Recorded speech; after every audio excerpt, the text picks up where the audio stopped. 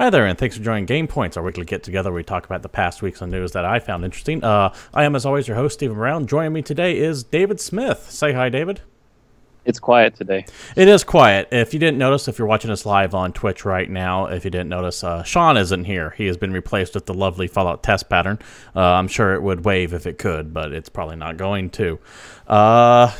First up, have some bad news. I'm sure all of us have heard. We're going to get right into this. That Nintendo President Satoru Iwata passed away.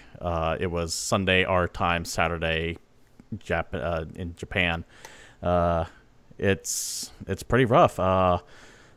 He died of bile duct growth. Essentially, I believe he had cancer at the age of 55, which is very, very young these days.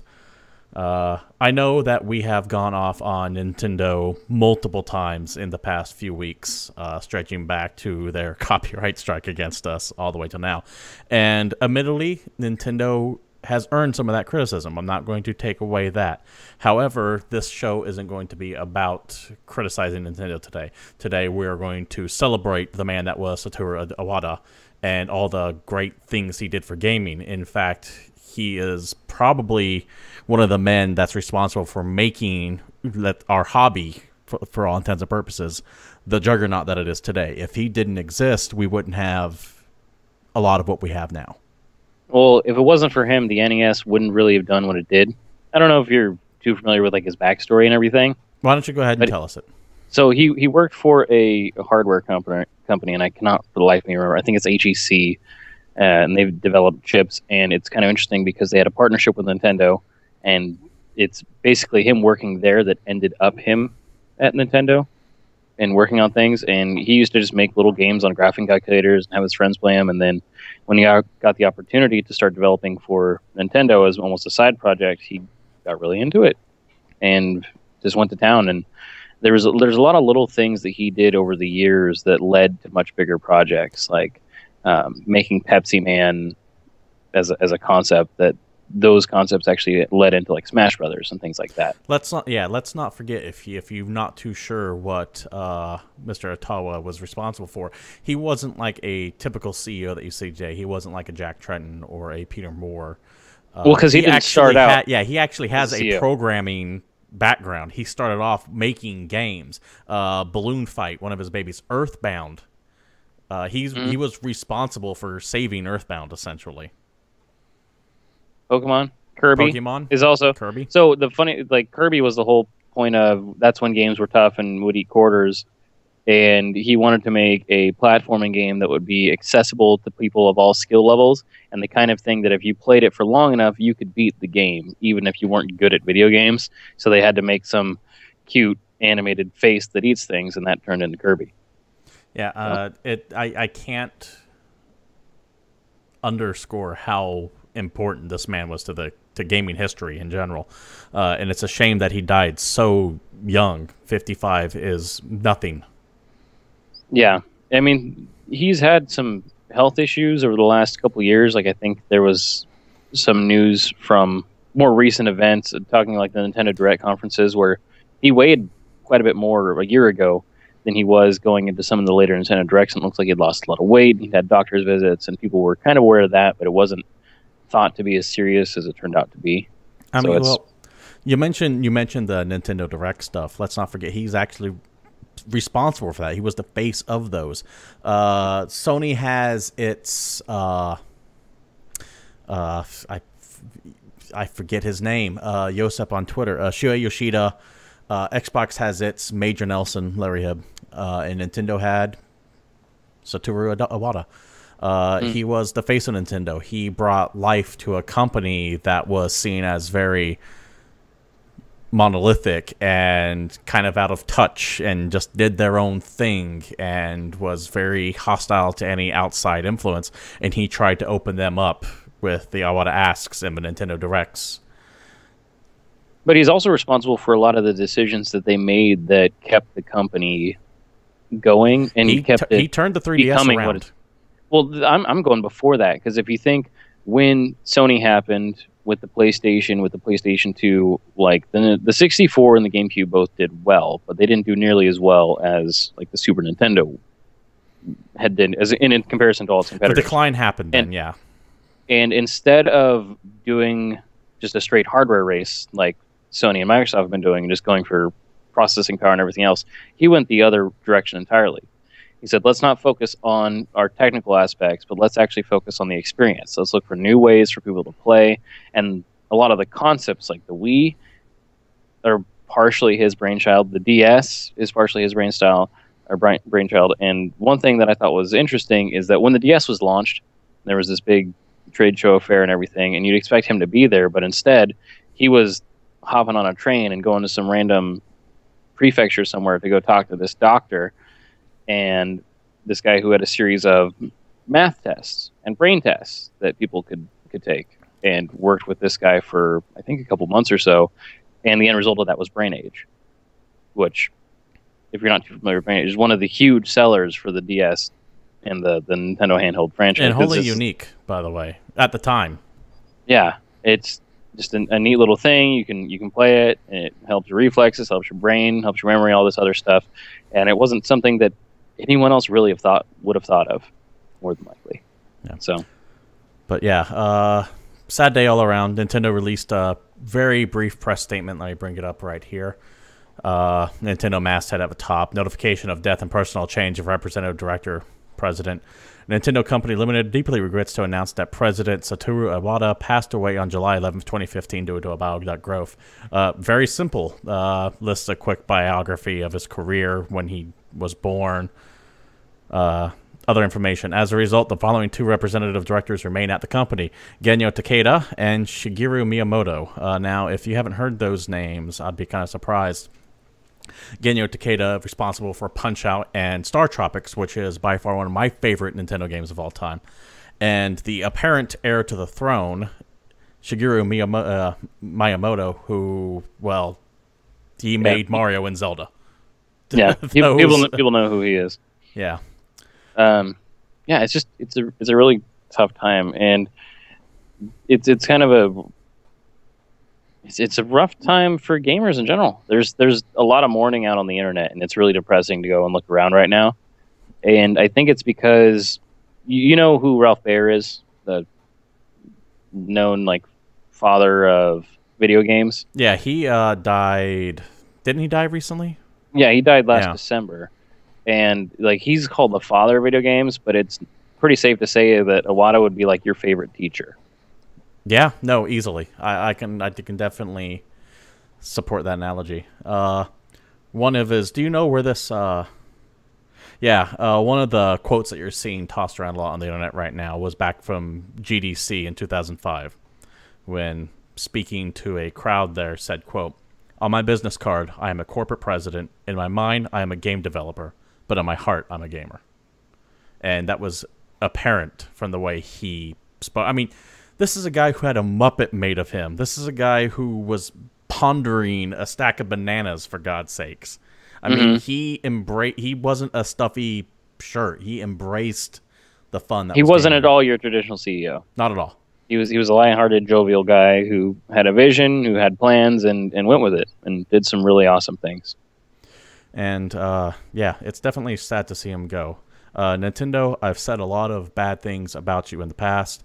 I'm not going to take that back. However, like I said, today a great man died. Or not today, but last weekend a great man died. And we feel for you and all of his fans. Now he's out on the Rainbow Road chasing the blue sparks. Yeah, I mean, and that's really depressing. I don't know how to go on from that. It's a little much. But we do have to go on. Show business is the show must always go on. We're in show business? Yeah, I mean, that's why we're on live, and Sean can't make it. He's having power issues, in case anyone was wondering who's watching us live. He got attacked by lightning. Yeah, lightning attacked him. Mm-hmm. But that wasn't the only thing that happened news last week. It was definitely the biggest, and it's definitely worth mentioning and devoting the first part of the show to. But we do have to carry on, and one of the things that was announced last week was the zombie mode to Black Ops 3. And I know it's kind of rough to go from... That's a really hard transition. From this to that. But we're notoriously bad at segues, but that one may be the worst. I know, but hey, we have to go. I'm not going to make a joke. All right, cool. Talking about like, save it while you're ahead. Just I'm not going to make some let's zombie talk about joke. Call of Duty. But last week, Call of Duty's zombie mode was announced. It's going to be called Shadows of Evil. It's a 50s noir setting, quasi-Chicago, Gotham City hybrid. It's got a lot of stars in it, like they tend to. Heather Graham, Jeff Goldblum, which I'm kind of surprised by. Neil McDonough, if you don't know who he is, he played Dum Dum Dugan in the Avengers. He was also in Band of Brothers. He's very recognizable when you see him. And Ron Perlman, who is got a big career in games. In addition, go ahead. What was that? Ron Perlman is, he's the voice of Fallout. He's narrated all that. He's been in a ton of stuff. He's also working to get a movie made. Oh, yeah, that's right. He is pushing Hellboy 3, isn't he? Yeah, he's serious about trying to get that movie made. Yeah. That guy's hilarious. I like Ron Perlman. But yeah, Shadows of Evil is what this one's called. I'll give Call of Duty credit for this. The zombie mode is literally what some people buy this game for now, and Treyarch are the ones that started it with World at War. Yeah. And speaking of those old ones, there is a second storyline into this, not just Shadows of Evil, but they're going to continue the story from the events of Black Ops 2 with those 4 guys back again. I don't have their names, unfortunately. It's kind of funny that they're continuing that. These guys are responsible for the newer Call of Duty, or a lot of the Call of Duties, and Black Ops I don't care for at all. But I'll totally admit that the zombie modes are fun, and it's basically a different game. It's built on the mechanics, which Call of Duty mechanics have been solid for a really long time. It's a competent shooter. It has been for a long time, and they haven't really changed it, so it's hard to mess it up once you got it. Let's throw in a ton of zombies. Fun zombie games. Zombies are always popular. It's amazing to see how something that started off as a mini game has evolved over the years into this. I mean, when the Rise first came out, I think it was called The Rise, back in World at War, it was this throwaway mini game horde mode that has now turned into this massive game in its own right. Well, I'm waiting for the team to actually start putting more into the zombie mode than to the actual single-player campaign, and you get a new Call of Duty that's literally multiplayer Call of Duty and a shooter and zombies. Well, you have to sit back and take a look at it because of the star talent that they have in here. I mean, Advanced Warfare had John Malkovich in it. This one has Jeff Goldblum in it. I mean, and they used Kevin Bacon not too long ago. Like they're throwing money around. Yeah, so it's not like these are cheap productions. I'm not saying they're as big budget as the multiplayer or the single player is, but they're putting some work into them. Yeah, absolutely. I mean, it's cool. Go them. I still don't really have a lot of interest in playing Black Ops, but it's cool. I know people that like zombies. Yeah, and I stuff, will, as always, play through the single player mode. I've always enjoyed the single player campaigns more or less. I'll go through and play the 5-hour single player campaign and be done with it, and that would be my. It's also kind of funny because people complain about short games, but it's actually kind of advantageous at this point because if you're the kind of person that works a full-time job, you're not home that often. Games like this, kind of perfect because you can get through a 5-hour campaign. Yeah, well, I don't have the time and energy to go play a full standing RPG 70, 80 hours. I'm never going to beat it. I remember The Order taking a lot of shit for only being 5 hours long, and it shouldn't have taken it should have taken a lot of shit for being a bad game because it was just boring as hell. But there are plenty of games that are way too long for their own good. I was going to say, because if The Order had competent multiplayer, no one would have batted an eye. Yeah. But take a look at The Witcher 3, for example. The Witcher 3, I'm not even close to being done with. I'm over 100 hours into it. People don't get that time. Oh, dude, I have like 13 hours in that game. I've owned it for a while, and it's just, I can play expansive. 20, 30 minutes, and I can't even get through a quest in that amount of time. It's just too big. To take a look at something even smaller, Alien Isolation, for example. Alien Isolation took me about 18 hours to beat, which was 10 hours longer than that game should have run. And not because I didn't have the time, but because that game really dragged in some places, especially to the second act. And it's like, this game would have been fantastic if you would have cut off that last third of the game. Well, I just replayed through like Half-Life 2 and the episodes, and that was like the perfect amount of game for me. Just chunking through those in I think like 10 hours and 5 hours or whatever. So, man, we kind of just way went off on the rails. I don't even. Well, actually, there's another game Well, that's actually a couple games that I was playing to try and beat before something else came out, and I'm still actually have a good chance of beating it before I'm able to play this game. I'm playing through Arkham City. Yeah, no, Arkham City's fantastic. You know what's not? Arkham Knight. Arkham Knight is just broken as hell. Still broken. So much so that, well, let me bring up the blog post that WB put up on their forums here. We're never going to stop talking about these guys. Like I said, they totally Colonial Marines themselves. It's the gift that keeps on giving. So if you don't know and you haven't been watching the show, and it's all right because no one watches this show, Batman Arkham Knight on the PC has had major issues. Long story short, it's busted from the ground up. Yep. To the point to where they actually pulled it from sale, and they kept the season pass on sale, which is so fucking hilarious because you can buy it right now.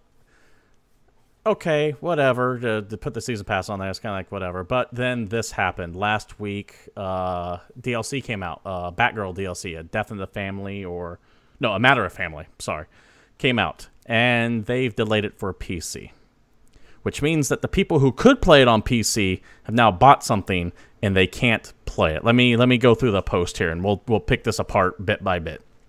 Awesome. Bear with me. This is going to take a while. The post reads as follows. We have heard the PC gaming community outcry of disappointment for the initial launch of Batman Arkham Knight on PC. Again, we would like to apologize to you, the fans, and let you know that we are taking full responsibility for releasing a product that did not meet our quality standards. Stop. Bullshit. We know from leaked sources that you knew this was busted from the get-go, and you were fine with it. It was good enough, and you released it. So that's lie number one. Woo. Going on. Which is why we suspended sales of the game as soon as we understood the issues. Bullshit again. The reason why you suspended the game is because you were getting berated down to mostly negative reviews. And this is the exact same thing that happened with Arkham Origins, but Steam didn't have its refund policy in place. You didn't suspend the game sales because of poor quality. You suspended it because you were losing money hand over fist from people returning it. Going on. The Batman Arkham Knight fans are extremely important to us. Stop. See the above reasons. Wait, no, hold on. Go on. Small addendum to that. The Batman fans don't matter to them at all. Because if you're not aware, Origins, that game that Rocksteady likes to pretend doesn't exist, that game is still broken to this day. They have no intention of fixing it. Correct. In fact, if you recall, there was an article about a year ago. Yeah, we called it a couple weeks ago that said, we're not going to focus on fixing it, we're going to focus on DLC. No. Buy more shit from us to play that's broken. Going on. And our highest priority is ensuring PC users get the full high-quality experience of Batman Arkham Knight they deserve. Rocksteady has created an amazing game with Batman Arkham Knight. Yes, they did. It runs fantastic if you have it on PS3 and PS4 and Xbox One. And they are now working closely with us and our partners to ensure we offer the same experience on PC. Stop. How is it that it wasn't the same experience already on PC? Yeah. How are you making it now? How are you going to start making this game work now? Going on. Once the PC version is fully updated, Rocksteady and all parties will agree that it meets the superior quality bar, and we will then make the game available for sale. Addressing the PC performance issues is still a top priority, and at this time we believe we have identified a number of fixes for the larger issues that are affecting PC players at launch. These fixes are currently being implemented into the game, and once have been able to do some initial testing, we will have a better idea on the status of our progress. We will provide an update on how things are developing next week. In other words, they have no idea when this might be fixed according to the standards they now claim to have. It should have been delayed. There's no reason why this game should have been released. No, release it on PS4 and Xbox One and delay the PC version is what they should have done. Like I'm saying, they did it to Grand Theft Auto. Grand Theft Auto 5 got delayed like a ton of times on PC. And you know what? When it came out, eventually, it sold like gangbusters. You want to know why? Because that game runs, and that game's fun. Absolutely. Continuing on with this forum post, like I said, it's a long one, bear with me. We can also assure you that because of this latest launch, we are modifying the eternal review process for all of our games. Stop. Once again, this isn't because of your quality standards that you said existed. This is because you fucking got a shit ton of returns out the gate. Because you got caught. Yeah, no, they've been caught before, though. That's just it. It took them actually being able to have some sort of power by returning the game over you to finally go, well, perhaps we should release product that works. Going on. For those who are waiting for the updated version of the game on PC, please know that we are working on this every day. For players who are continuing to play Batman Arkham Knight on PC, fixes are continually being made to the game as we await the final updated version. This is where it gets fun. Our continued focus on getting Our continued focus on getting the right PC fixes in place for the main game has had an impact on the development of all DLC content for the PC version of the game.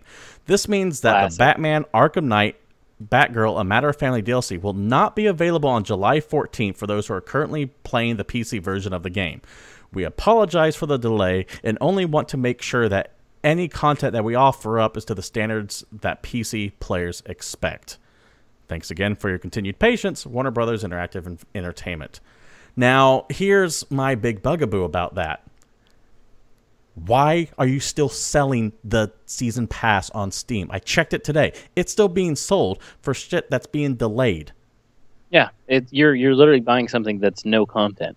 You're spending money for no reason. And the best part is that the game is so broken enough that the DLC, which I'm assuming is being built on the same platform the game was being built on. Most of the time, you're not building a whole new engine when you're releasing DLC. You're building it in-engine. It's mostly done. It's just adding additional content.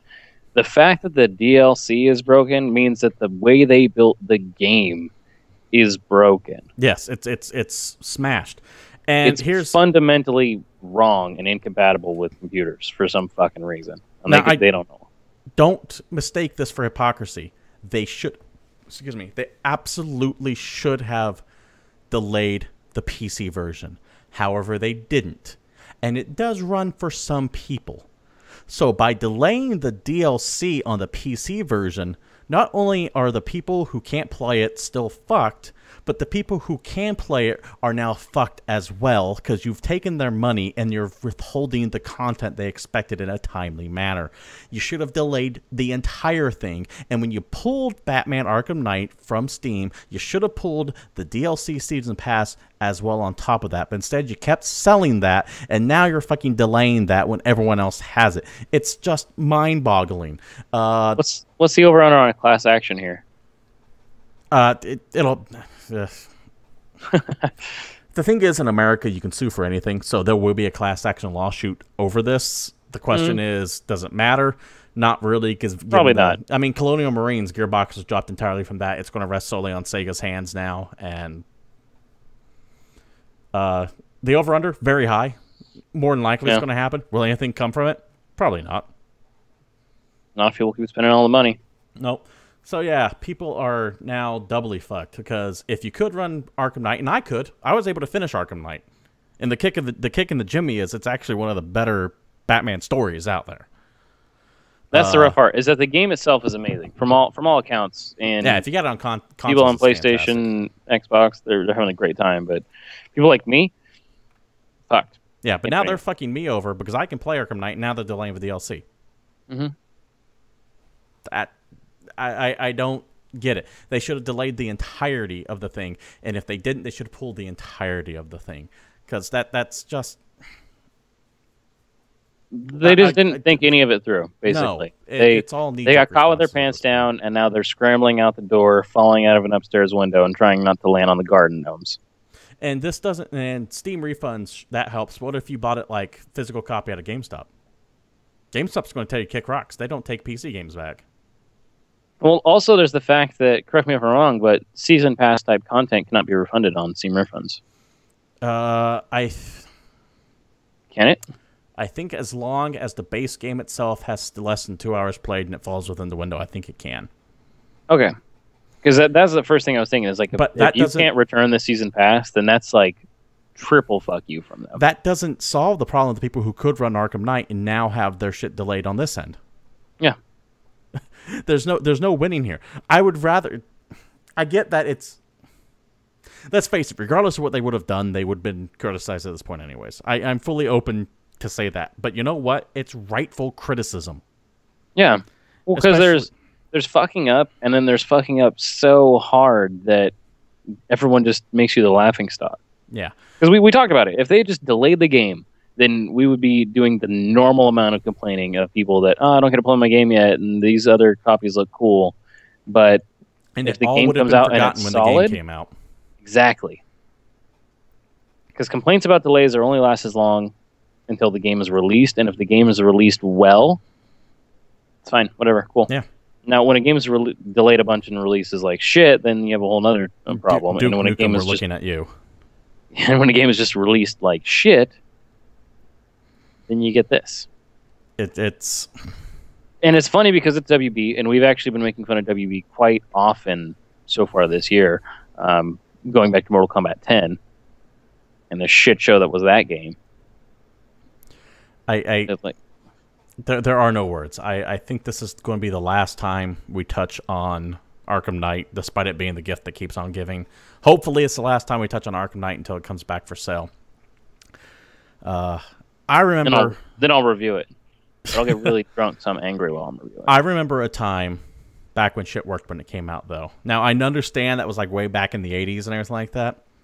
But the good news is we have a chance to revisit that simpler time with Transformers Devastation. Yes. Okay, let's go from things that I'm mad about to things I'm excited about.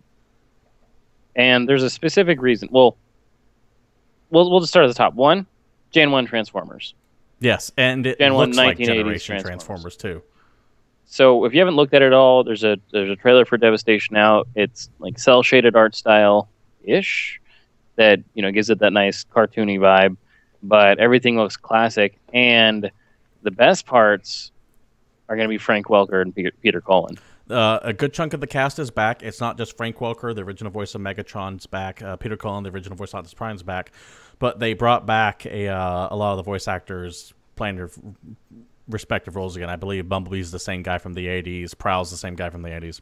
They went really hard to make sure that this is faithful to Generation 1. And it's being done by Platinum Games. I just want to play Rodimus. Now, okay, so here's the crazy thing, because Good. from what I originally understood when they were talking about this game is that it was supposed to be just like a straight fighting game.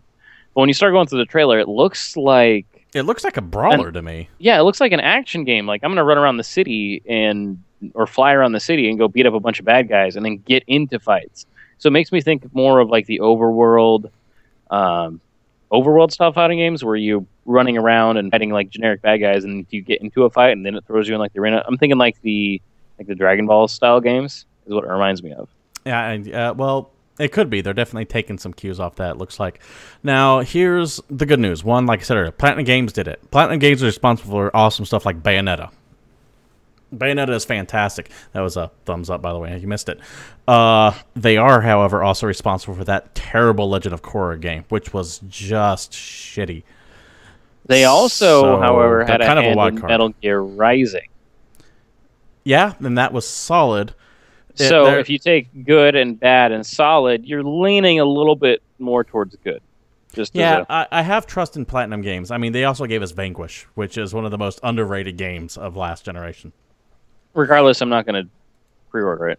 Yeah, never pre-order anything, as the GamePoints mantra goes. That's our motto. I am cautiously optimistic about it. I think Unless it comes with a Gen 1 Megatron Luger. that might cause you to break that pledge. Yeah, I'll tell you guys I didn't, but I'd totally be like playing with it in the background on one of the shows and ruin everything. I'm cautiously optimistic toward it. I have my rose-colored nostalgia glasses on for this. It's nailing all the right feels. But well, because keep in mind that Transformers is in a pretty decent place right now. Because if you don't remember, like War for Cybertron, that game was solid. Actually, I didn't hate it. That game was actually really cool. I liked it. A lot of the more recent Transformers games have been not great, but they've been decent. Well, there's just Transformers in general, like as a franchise, is in a pretty decent spot right now. That we're not just staring at Megan Fox movies all the time. Because do you know about the whole like Gen 1 Hasbro Transformers line they're running, like all the Combiner Wars stuff? Because you can find them in toy stores and Amazon and everything. Basically, they are like re-releasing the old school Transformers. They look all blocky. They look like the 1980s ones. They're the combiners where you go buy like these four guys and they then fucking Megazord into this big giant guy. Yeah. Totally a thing that's happening right now. And there's grown-ass man spending tons of money on it, and it's hilarious. Hey, I always loved the way the Transformers, Devastator, for example, was like putting a puzzle together. Yeah. Speaking of puzzles. Oh, that's... announced last week as well, Talos Principle Road to Gehenna. Yeah. The Gehenna. Talos Principle Road to Gehenna expansion has a release date finally. It's coming July 23rd. Let me go ahead and bring up their That's in 10 days. sheet right here. It is in 10 days. For those who don't know of Talos Principle, a puzzle game that was released by Devolver Digital, those guys that we love so much. Oh, yeah, Devolver Digital is solid. Also, I thought it was more of an adventure game. No, it's is a it puzzle game. It is 100% puzzle-based. Think Portal. Oh, okay. Just without portals, but you're like bending beams of light usually, or putting blocks on buttons. Deals with some pretty heavy metaphysical stuff, like what is the nature of man, what is the definition of life, and does it in a very entertaining way. Though, as you can see on their post here on their official Steam pages, the Talos Principle Road to Gehenna will consist of 4 episodes that experience players through some of the most advanced and challenging puzzles yet. It's going to assume that you've played and beat the first one. I can't recommend the first one enough if you like puzzlers and you like a bit of thinking involved in your gaming. Now, admittedly, Talos Principle does kind of disappear up its own ass at times with its pretentiousness, but you can get over that. It also looks really nice. It does. So you do have that going for you. Yeah. Players will return to a strange hidden part of a simulation as Uriel, Elohim's messenger, in an attempt to free the souls trapped within the mysterious place. So, 4 new areas. It still looks just as beautiful. Keeping with the Greek architecture theme, though it might have some Sumerian, Babylonian influence. If you're looking at that top picture there, it kind of reminds me of the Hanging Gardens a little bit. Final quote here. The original plan was to divide the Talos Principle Road to Gehenna into 100 different $5 DLCs, but Devolver Digital DLC Ethics Department advised against it, noted Devolver Digital CFO Fork Parker. That particular department has been subsequently disbanded. It's super funny. I love Fork Parker. The thing is, that's great. I don't even know if he exists. So Fork Parker, if for those who don't know and don't get too deep into Devolver Digital, he's like Kevin Butler for them. I was just going to say, he's Kevin Butler. But here's the thing. I think it's even more mysterious than Kevin Butler because I think he actually exists and he's actually the CFO. He's not just some dude who's riding a jet ski. No. In fact, if you look at their Wikipedia page, they actually have Fork Parker listed as their CFO. That's kind of amazing. So I don't know if he actually exists. I don't know if he's just made up. I don't know if it's like clearly he is a lampooning on himself. If he actually does exist, and it's not just a clever PR marketing bit. But yeah, I can't get enough of Fork Parker. The man is insane, and he's kind of their official mascot. In fact, they have a game called Fork Parker's Profit Hike, which is an ice climbers like game they released around Christmas. Devolver Digital is just doing some cool stuff. They are doing all kinds of cool stuff. I would definitely keep an eye on them. Small independent games. They're cool enough that their sizzle reel was immediately after the Final Fantasy VII reveal. So. And didn't get overshadowed by it, in my opinion. There was some great stuff on there. I'm looking forward to Mother Russia Bleeds, Eider, Crossing Souls, and whatever that fourth one was. I can never remember its name. That other one that Devolver Digital's making. Yeah, and that's all you need to know. Yeah. They make good games. Nice thing is I don't really pre-order stuff like that. It's like an indie game, right? You don't need to pre-order it because you don't really get anything from it, which is half the problem of pre-ordering. Yeah. People keep buying stuff so they can get extra stuff. And they keep, businesses and publishers keep adding all types of stuff to games, like DLC codes or exclusive pre-order bonuses, or the Collector's Edition. And a whole bunch of Collector's Editions released last week. And let me tell you what. Not necessarily released. Announced. They have been unveiled. Correct. You are correct in correcting me there. Correct in correcting me there.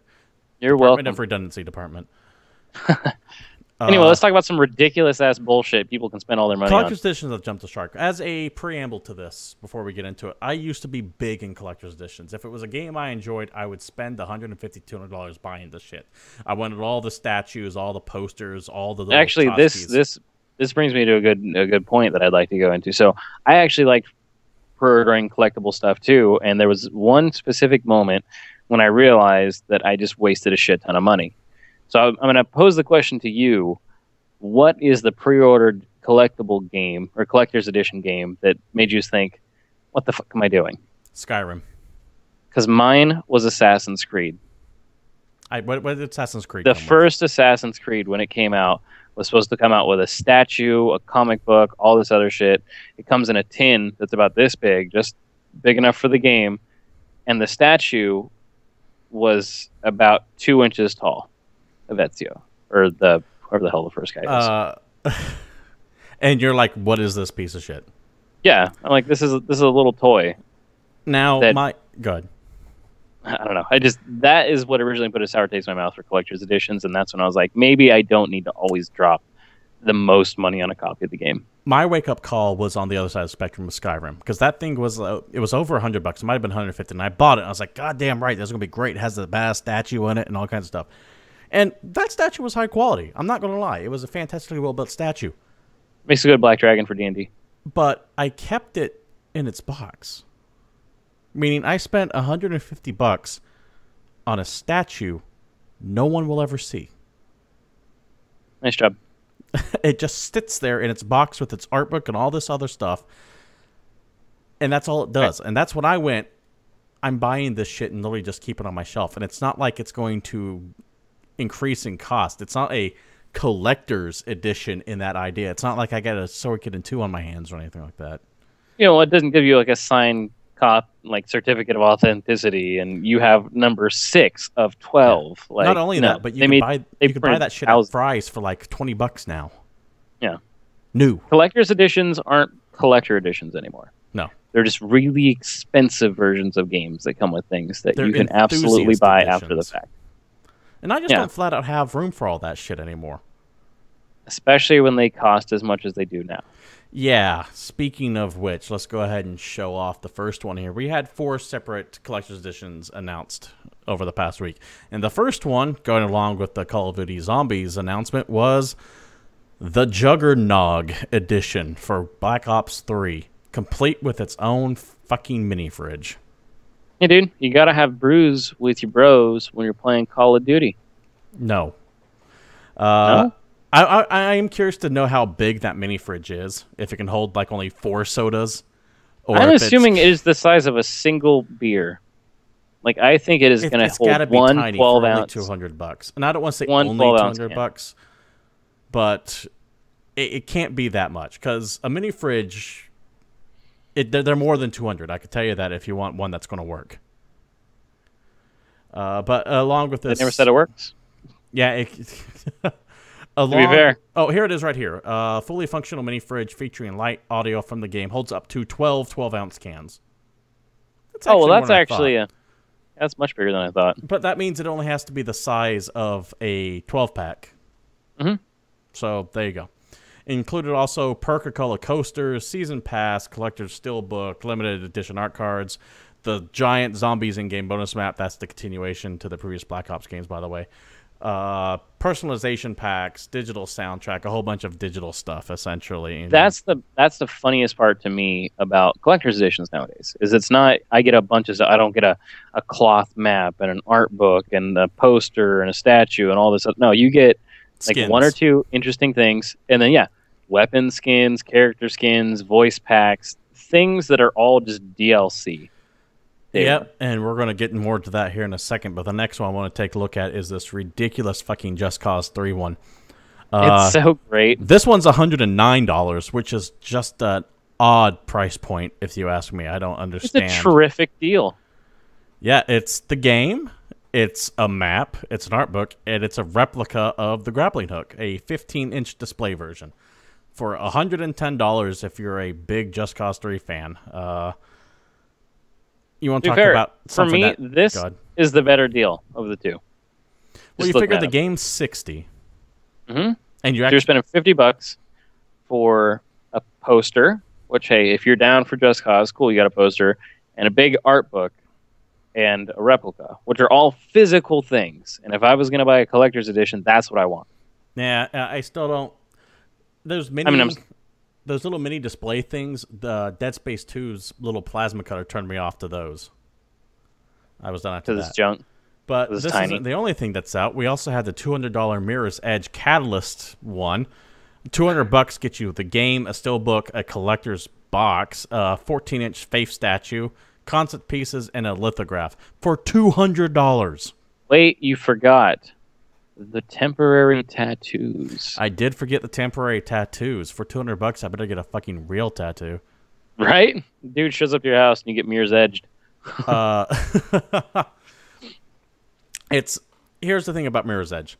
This game is not going to sell. This game was a commercial flop, but a critical darling, and the only reason why they're even making another one is to try to cash in on that. I don't want to say nostalgia, but they're trying to cash in on that small niche group. For the most part, the reason why the Mirror's Edge didn't sell is because people didn't care for it as a game overwhelmingly. I get that there's a lot of diehard fans of it who's like, oh my god, it's so great and it does all this stuff. Yeah, congratulations. You know what did all this stuff too? Psychonauts. You know what games don't sell? Tim Schafer games. Yeah. Well, to me, the most interesting part of Mirror's Edge was just the time trial modes. Although I do have to call out Life is Cinema in chat for the great comparison. He's anxiously waiting for the announcement of the Undead Horse DLC, where you get to kill horses with enhanced melee. Just beating them to death over and over. That is a very good quote. Life is Cinema, thanks for tuning in, by the way. We appreciate it. And then, finally, the ultimate thing that shows that collectors doesn't have jumped the shark. The $250 Halo 5 Guardians Edition. Now, this... It's so fancy, though. This has a bit of controversy underlying it, and that's what we're going to end with. But that statue, it's kind of a boss statue. It's got Master Chief and Locke standing there. Nice big box. Commemorative statue of the Master Chief. It looks like it comes in a crate. Yeah, it does. Metal Earth Guardian model, Steelbook, and then all this digital content. But not just digital content. You don't even get a physical copy of the game with this. It's a digital code. So you're paying $250, and you don't even get a fucking disc. That's the best part. Because you remember there was a while ago when there was collector's editions that were released where we got pissed because it didn't actually come with the game case. Yes, correct. So you get like a little sleeve that has the game in it. And I can't think of off the top of my head the game that did that, but it came in a little paper sleeve, like you're getting an AOL CD or something, and there's no case. So when you're not playing the game, you have to put it back in this huge, giant contraption of a collector's edition box. If that's anyone's ridiculous. Watching this live or on YouTube after it goes up, if you know what game we're talking about, put it up there, because I remember it and I don't recall what game that was. And it was some. Anyways, I don't think it was Skyrim, but it was something along those lines. It was like a big game that just didn't have a case. I wish I could remember what it was. But yeah, collector's editions, we have officially gone nuts with them. I can't even begin to... Do you think we've hit the... How can I phrase this? When do you think we're going to hit the collector's edition bubble? Because they're getting more and more ridiculous as time goes on, and I think people are starting to wake up to this. Well, you got to be approaching the saturation point, because at this point, we're not the only people that sit around saying don't pre-order things. There's a lot of people that don't want to pre-order. And collector's editions, to be fair, are kind of at the forefront of things that people like to pre-order because they like to get all this bonus crap. But when they decide to start giving you digital game codes and just nothing but DLC, it's not a collector's edition anymore. You're just wasting money. $250 and you don't actually get a physical copy of the game is ludicrous to me. I don't know why anyone would buy that. AAA game development is in big trouble because of runaway budgets, obscene marketing costs on the publisher side of things, and on the user end of things, we're getting busted games. We're getting nickel to dime to death. Look no farther than the clusterfuck that was Evolve with all of its DLC. And then we're getting all this overpriced, once again, $250 for a $50 to $60 game that you don't even get the game for. There is no way that statue costs $200. None. I'm very curious to see what the what the profit margin is on that. I want to know how much it costs for them to make that compared to how much they're making off of it. Not that they don't have every right to charge whatever they want for it, but there is a point where the consumer is going to go, you know what? We're tired of being bled to death. Yeah, it's got to happen. They're just going to hit a wall where there's going to be a collector's edition that they just put a huge, ridiculous price point on, and no one's going to look at it. But I mean, we've already seen collector's editions that were like, was it the Dead Island or Dead Island had the female torso that was done up in the style of like a Venus de Milo bust. Also, back when GamePoints was in its beta 2 years ago, we talked about that because the internet kind of was freaking out about how sexist it was, apparently, because they decapitated a woman or something like that in there, some nonsense. Yeah, exactly. Oh no, the one I'm thinking of is the Dying Light one. That's it. Are you Where it was now, like the $100,000 we show up and build you a zombie survival shelter or now whatever the hell I'm that fine shit with that was. because that's designed. That's not a collection system they expect to sell. That's designed to get attention for it. That's just funny if someone wants to buy it. Saints Row 4 had the Be the President edition that came with like a $350,000 Ferrari or some shit. That's true. I'm fine with And those. then there's my Those are favorite, comedy. which is the Saints Row 3 Collector's Edition that came with an auto-tuning headset. Oh, that's right. So you can sound like See, Zemos. that's phenomenal. Because that you can use to annoy your friends. But here's the thing about that headset, though. That collector's edition was actually reasonably priced for that headset, because that was essentially a $100 headset to begin with. Yeah. There is a inflation with these collector's editions that is not matching what you're getting for it, and there's a problem there. And it's going to all these problems combined are going to create long-term problems when they're only focused on the short term. They need to stop applying Games Workshop pricing to trinkets in collector's editions. Absolutely. Now We can get mad at those guys a whole nother time. That's fine. yeah, no, this isn't the Games Workshop podcast yet. Now, Halo 5 $250 collector's edition is a bit ridiculous. However, I'm looking forward to Guardians. I like the Halo universe. And one thing that was announced over Comic-Con is a Halo Fall of Reach animated movie. Miniseries. Miniseries. My apologies. Miniseries. Which is more than a movie because you get like several things out of it. I believe it's going to be 3 episodes. I don't have the exact details in front of me, unfortunately, so I can't bust it down for you. But it's, if you don't know, Fall of Reach is like the prequel to the first Halo. It deals with Earth losing one of its major colonies, Reach. Halo Reach was based on it, and it's going to follow the growth of John, Master Chief, essentially, before Halo. So I'm excited for it. I'm looking forward to it. I think it'll be entertaining. David, I don't think you're a big Halo fan, though. I'm not really, but I do like stuff like this. It's cool to kind of get into a universe in a way that doesn't, like, I don't have to go buy an Xbox to watch this. Yeah, I was a sucker. And I can still be excited about the universe. I just, Halo isn't really my jam. That doesn't get me all excited. Dead Space did something similar to this. Yeah, but looking at it, it really makes me think of that Starship Troopers cartoon from back in the day. Invasion. Or are was you it that? talking about... Well, there was a 2-hour Starship Troopers CGI movie that has come out No, very I'm thinking recently. Roughnecks. You're thinking that, Roughneck cartoon. Chronicles. You're thinking the TV show. Yeah, that's what I want to see. That's what I want, a Okay. Halo like TV show that I can watch on Saturday morning. Well, let's not forget they do have that live action TV show in development. Last time I heard, with Spielberg backing it. Oh yeah, that's right. It's supposed to be exclusive for Xbox One, right? Never heard anything else about it since they announced it at E3, not this year but last year. But It's because they had to run away from supposedly TV. coming. It was like this whole big thing. don't know. But yeah, Microsoft is a mystery when it comes to that. We don't really know what they're doing with the Halo channel or any other Microsoft. Remember how it was supposed to be all TV? Yeah. And that's all kind of gone by the wayside. What hasn't gone by the wayside, though, is that Microsoft is about to release Windows 10. Yeah, that's true. And Which is actually kind of cool the way they're doing it with the free upgrade for Windows 7, Windows 8 users. Yeah, Mainly 'cause they're it reminds really me coming of Tron Legacy, how they leaked out the source code. You know what? Don't worry about that. Let's just forget Tron Legacy. Let's not even worry about going down that road. It was a bad analogy. I apologize. I will create a better one later, and one that actually makes sense rather than only making sense in my head. Let's talk about the fact that Windows 10 is going to happen, and it's going to be a new operating system, and then everyone's going to upgrade from 7 or 8 to 10. And what's that thing that always happens when you upgrade your operating system? Everything that was worked for it is fucked. Everything's broken. There's no drivers. There's no compatibility. Everything sucks. And most of the time, that's going to hit most of your games. Agreed.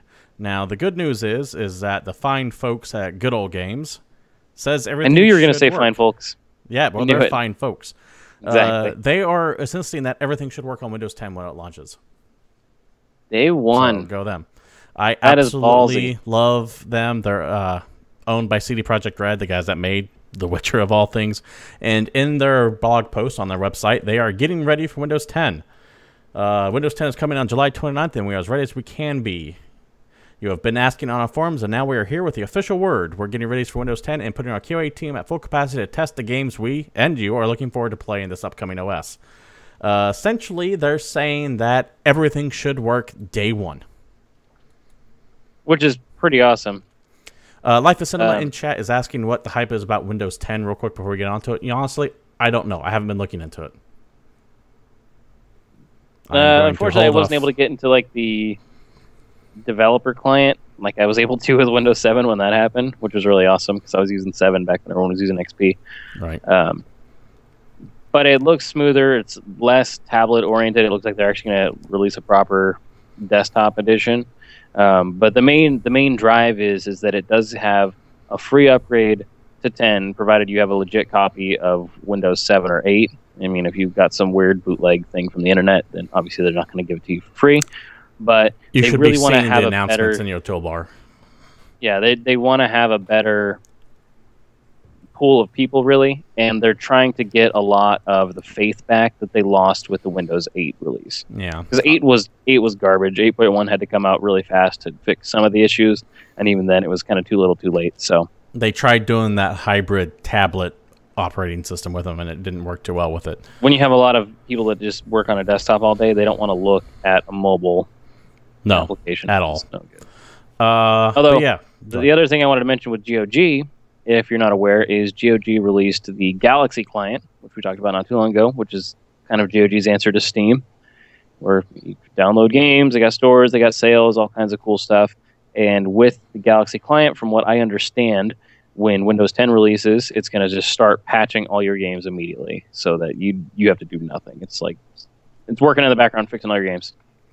I can't undersell how awesome this is, because anyone who has older games who always try to run them on newer operating systems always has to deal with bullshit, and Good Old Games is taking that out.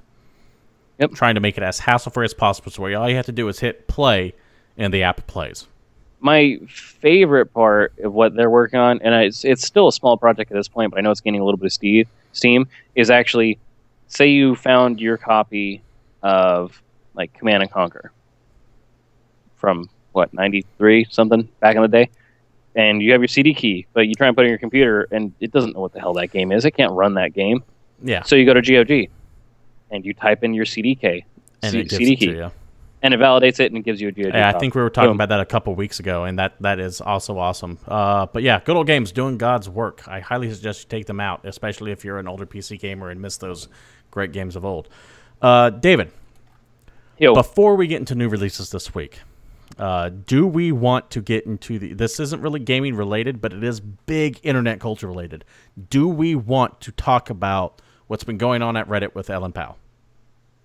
Oh, Reddit. You're that place with all the words. Do we want to touch on it? Do we just want to briefly say that she's resigning of CEO?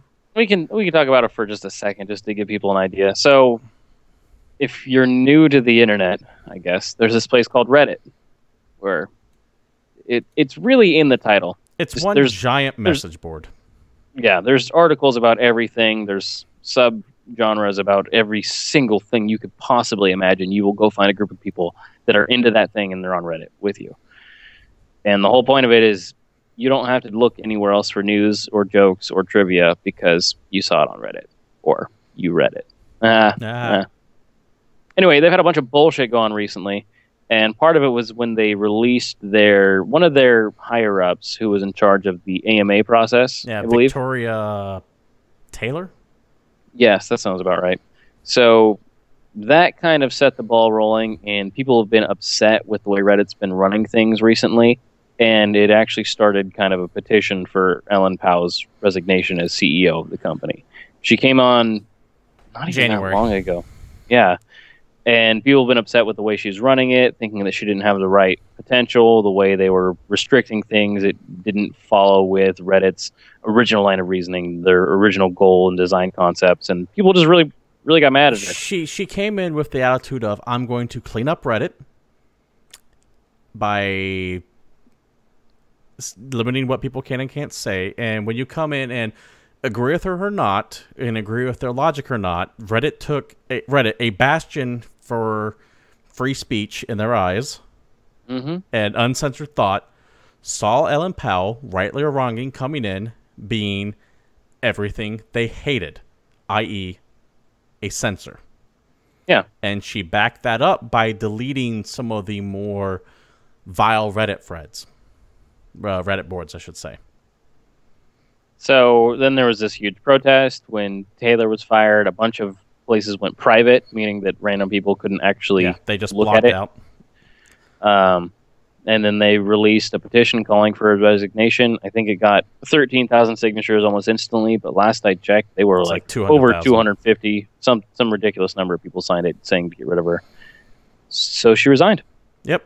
She's maybe not directly related to the petition, and she would say it's for different according reasons. to Ellen Powell and the Reddit board, she resigned not because of any of this, but because she wanted to take Reddit in a different direction than what the rest of the board wanted to do.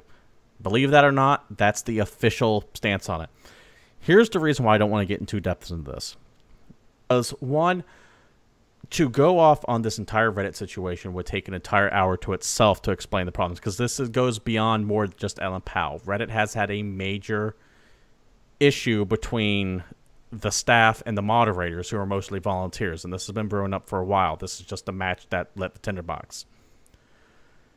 In addition, when it comes to this, you are one of two people when discussing this thing. Either you are a horrible, misogynistic terrorist making evil, vile, racist threats against Ellen Powell, or you are a tree-hugging, hippie liberal who wants to go and turn Reddit into a massive hug box social justice warrior bastion. You can't be both. Because here's the thing. You can absolutely criticize Ellen Powell, and I think she is a horrible person, and horrible CEO, I should say. Not a horrible person, I don't know her personally. I think she had the absolute wrong idea for Reddit. She was not right for that company, and I can criticize her and not be a misogynist. But on the internet, you can't. Yep. Can't say anything on the internet without someone turning it into something that you didn't want to say. Conversely, I can also say she has gotten a lot of shit on Reddit that was uncalled for. Which, again, is the nature of the internet. Yeah. If you do anything and you piss off either faction, they're both going to lambaste you to hell. And they will do whatever they can to destroy you. My biggest problem with all of this were all the press articles, however, that came out saying the terrorists won. Okay, you can say that she was driven off by a bunch of assholes on Reddit, a bunch of trolls. That's fine. But when you have actual terrorists beheading people heads in the Middle East and comparing them... like right now. Yeah, right now. Someone is getting lit on fire by actual terrorists. And you compare them to people who superimposed Ellen Powell's head on Chairman Mao's body with a swastika behind her, you've lost touch. And my problem isn't with the sides of the internet that are on the extremes. They're the gutter snipes. They're the people who are going to bicker back and forth and sling shit. My problem is the mainstream media when they do that shit.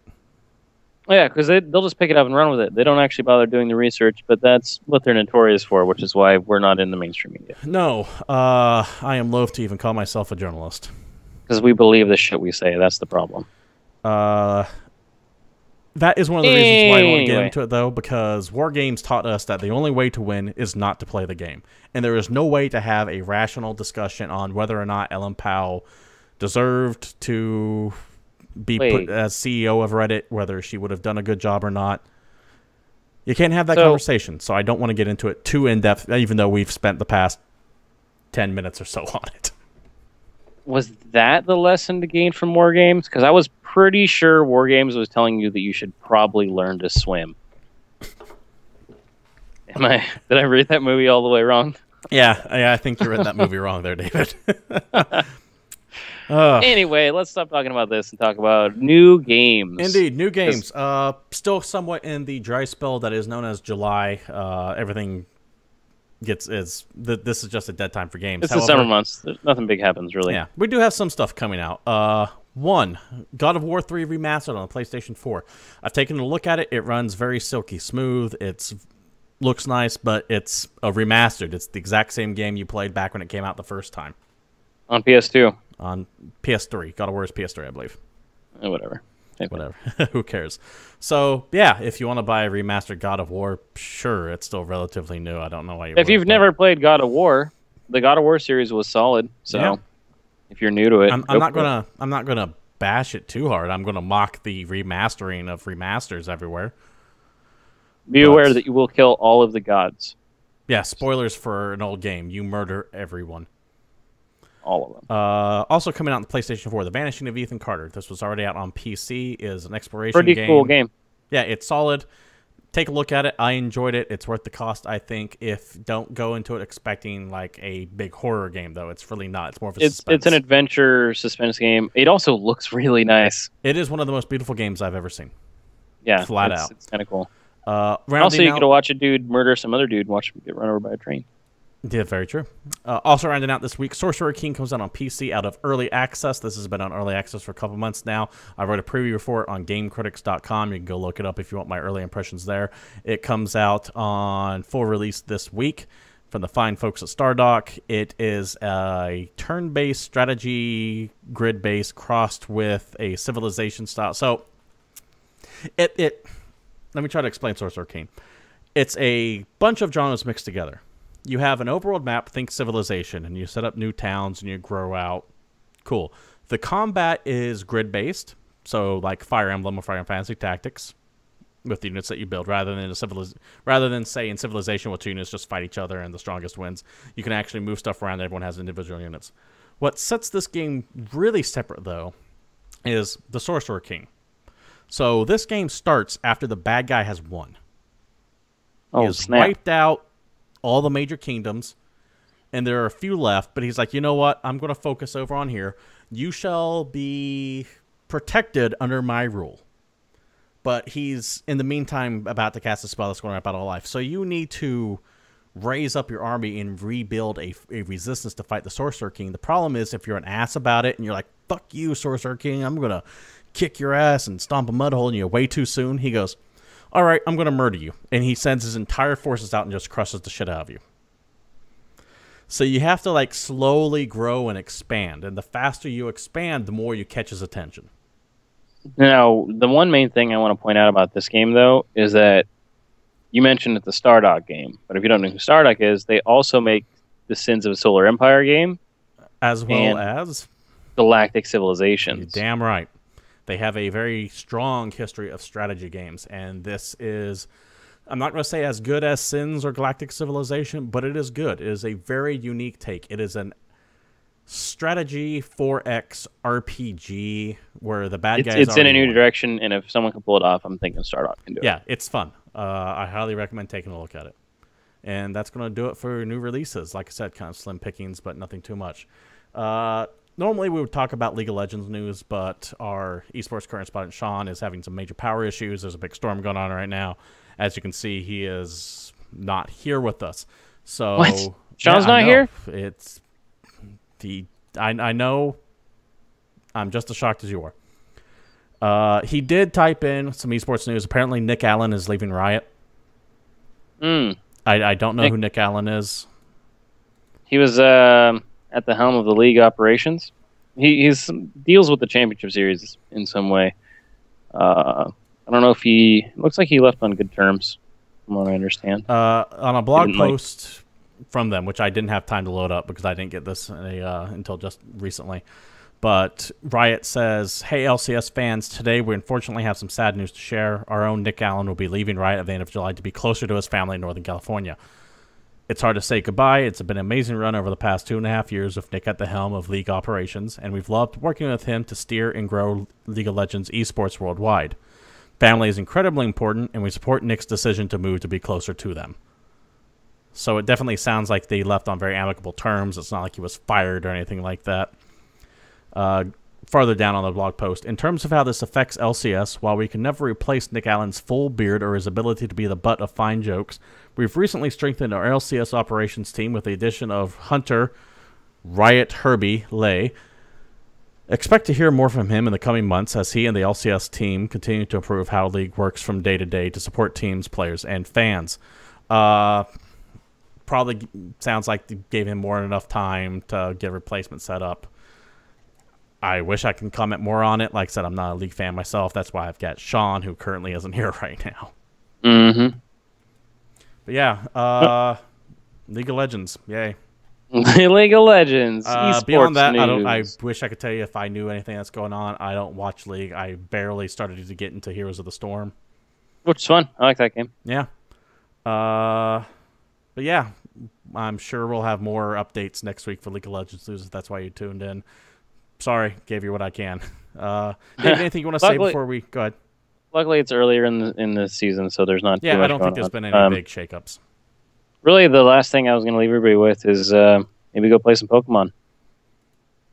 Indeed. As a memorial to Iwata, which, once again, we do miss him despite all the shit we were giving Nintendo before.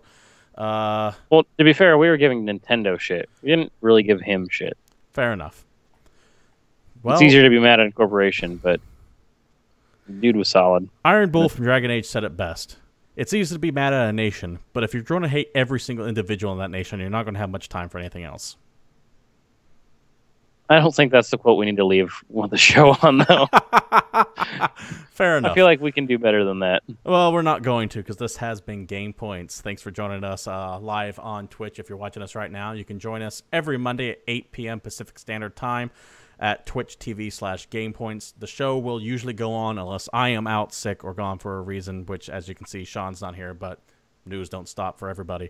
Joining me on this previous episode, prior episode, current episode, this has all gone straight to hell. David Smith, how you doing? Yeah! All right. David was in here with me today. You can follow him on Twitter if you want more of his commentary at _Satori. Unlikely that he will respond to it at all. You can follow me if you want me to babble on even more at CapitalistPig21 for any of my thoughts and feelings. You can follow the show at Twitter at GamePointsPC. You can email us with any thoughts, questions, concerns, recommendations, whatever the hell you want at GamePointsPC@gmail.com. You can give us a like at the Facebook at GamePoints Podcast. You can watch previous episodes or this episode as it goes up at YouTube. Just type in Game Points, one word, PC. We should pop right up there. Feel free to subscribe to the page if you want to be notified that way. Once again, thanks for watching. This has been Game Points, and we are out of here.